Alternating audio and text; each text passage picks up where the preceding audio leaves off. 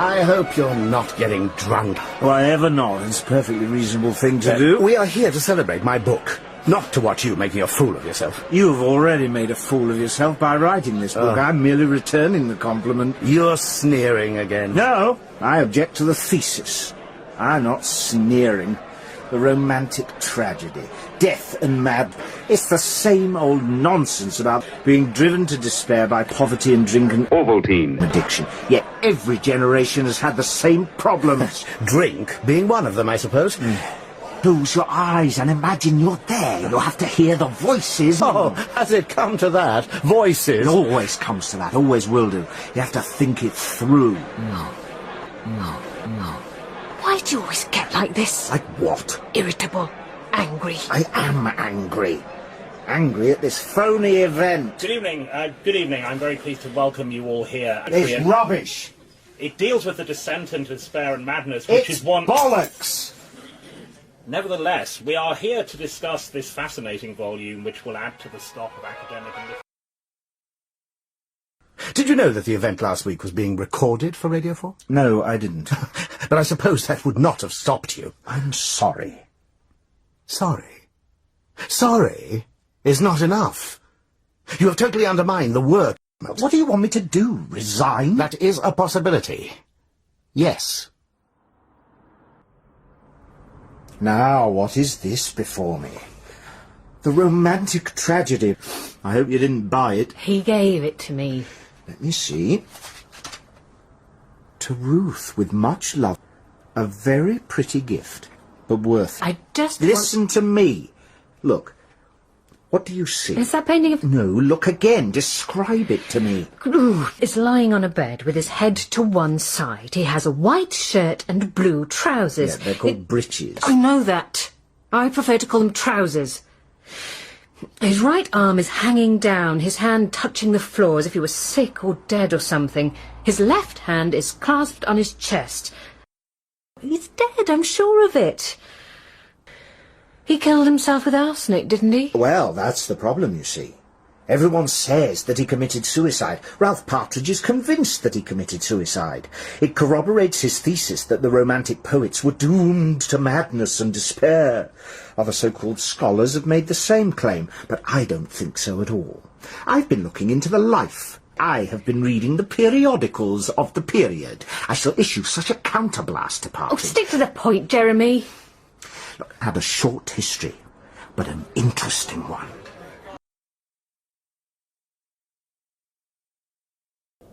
Now, at that time, I had an interest in a modest gallery in London, and although this was clearly a painting of some quality, I felt no desire to buy it. Besides, there was something oddly unnerving about that face, particularly the eye. What am I bid? My gaze continued to be drawn to the portrait. It was an uncomfortable sensation. £15? £15. 18? 18? And there I was, against my will, bidding for lot 132, for an unknown man. £25. 25. The portrait was mine. But I didn't have my usual elation about the purchase. I decided it must be my own illogical hypersensitivity to the face that was at fault. When I got back to London, I put the painting in a small ante-room of the gallery and forgot all about it, until a few days later, when an old acquaintance, Michael Emsley, called on me. "Oh, Michael, it's so good to see you." And what a surprise to find you here. Why aren't you in New York? Oh, that's next month. I can never give up with you. How are the children? Marvelous. Simon away at school yet? No. At the last minute, we decided against it. Oh, why was that? It's very simple, really. Neither Marion nor I wanted some frosty matron to have the rest of his childhood. Right.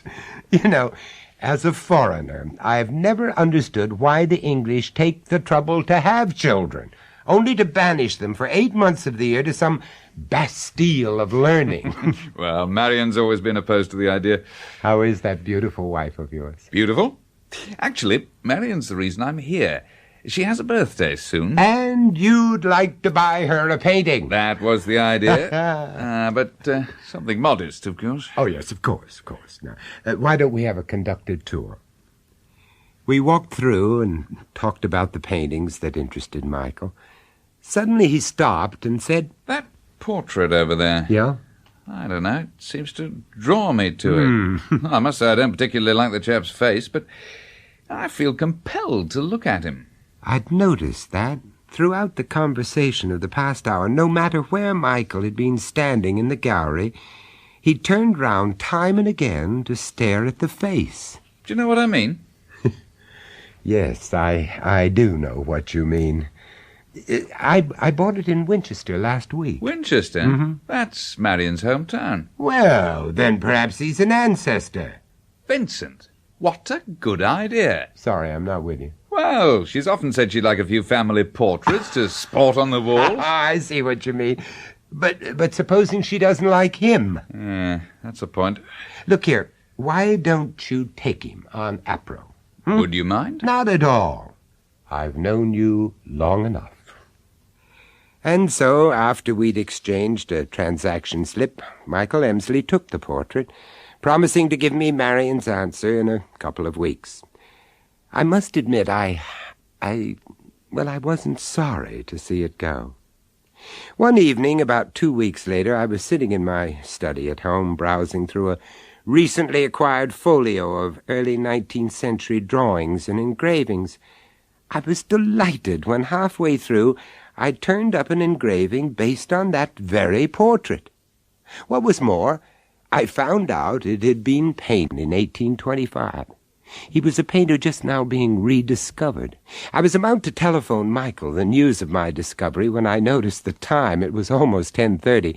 Well, I don't know about you, but I dislike being disturbed by the telephone after 10, so I decided to leave the call until morning. So the next day I called the Emsley household.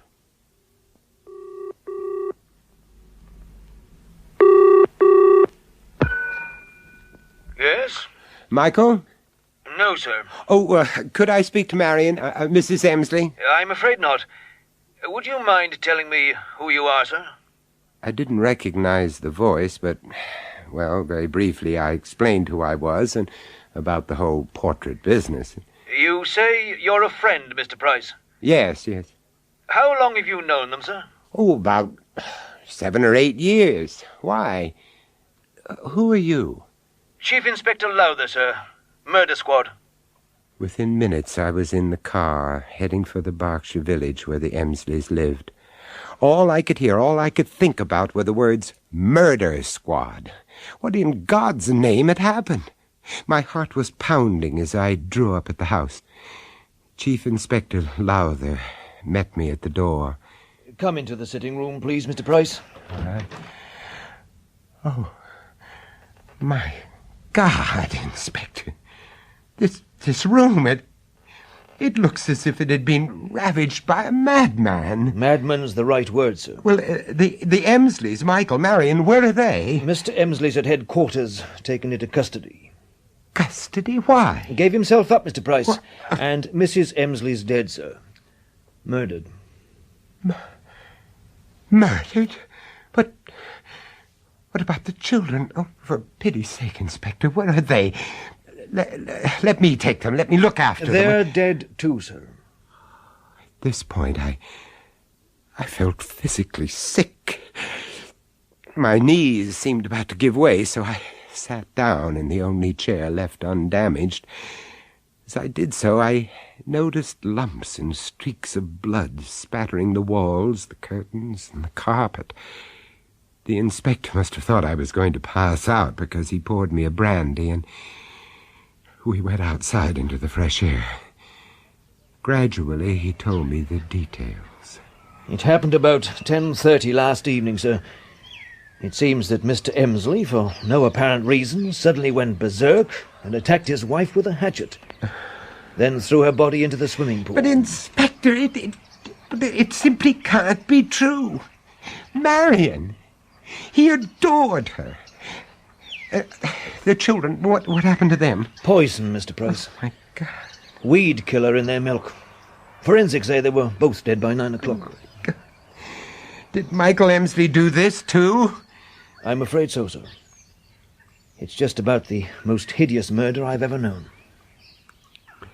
After that, the inspector questioned me about Michael. Well, not being a really close friend, I couldn't tell him very much, except that he was the gentlest of men and appeared to be completely devoted to his wife and family. There seemed to be no clue to this sudden, unaccountable violence.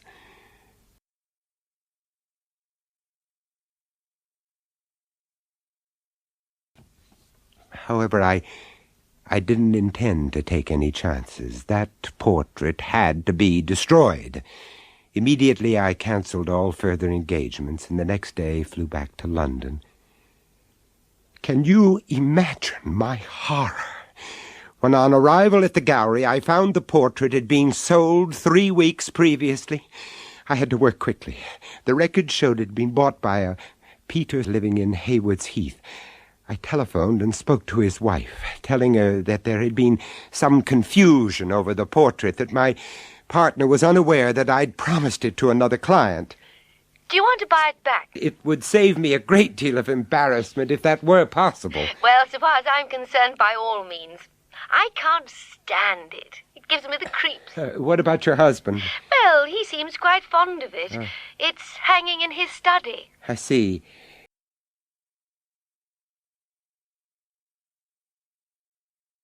I really must talk to your husband about that portrait. Yes, of course. Where did he go? Into the study. The portrait's there, too. Thank you. We crossed the hall to the study. The door was closed. Darling? Darling? Someone to see you. Peter?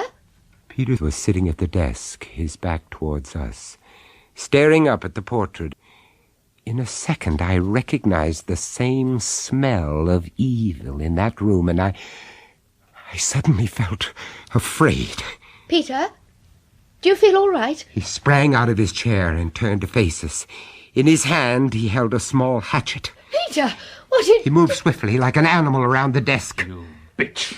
You whore! I hate you! Peter! What's the matter with Quickly, you? I moved between him and the desk, and standing behind him, grasped both his wrists. Whore! I hate you! Peter, please! He struggled with me, but I clung on. Finally, I managed to wrench the hatchet out of his grasp. And in a split second, I knew either that portrait must be destroyed or we should be. His evil was still alive, dominating, commanding. Then Peter, with a lunatic strength, threw himself at me. I shouted to his wife, "Hold him! Hold him! Keep him back! It's the portrait! I must destroy that portrait! Hold him!" Hold on! You fool! Leave that portrait alone! Peter, stop it! He gripped his hands around her neck. Quickly, I struck at the portrait. With the first blow, Peter released his wife, cried out in pain, and reeled around the room. I struck at eyes, his nose, his mouth, his chest. I felt possessed, overwhelmed by anger and hate. His strength, ebbing away with each blow, began to whimper like an animal. Finally, the picture cord gave way and slid to the floor.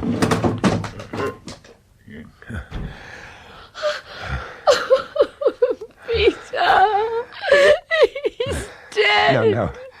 No, Mrs. Smythe, he's not dead. Just wait a moment. Be patient. No, we must get a doctor quickly. No, please. there's no need for that. Your husband has simply been released. Peter. Oh, thank God. Darling, what happened? Will he remember, do you think? Only as one remembers a nightmare. At first, a few details will remain clear. And then gradually, in time, all will be forgotten. And by you, too. I haven't hurt you, have I, darling? No, my love. You haven't. Not you. What strange powers a painting can have. Sometimes good, evil. Hours later, after I'd burned what remained of the canvas, I told the whole story. There was one thing I didn't tell them, however, but I'll tell you. When the portrait crashed to the ground and Peter lay exhausted in his wife's arms, I noticed the vermilion paint of hunting jacket had come off the canvas and lined the knife edge of the hatchet. That was understandable, but why had so much appeared on my hands and streaked my wrists? Old paint should flake or powder, but this was wet, very wet. When I washed my hands a few moments later, I knew why. It wasn't paint. It was blood.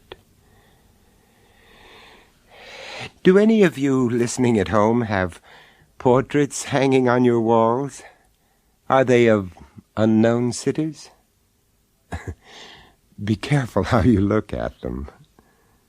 You never know. Goodbye.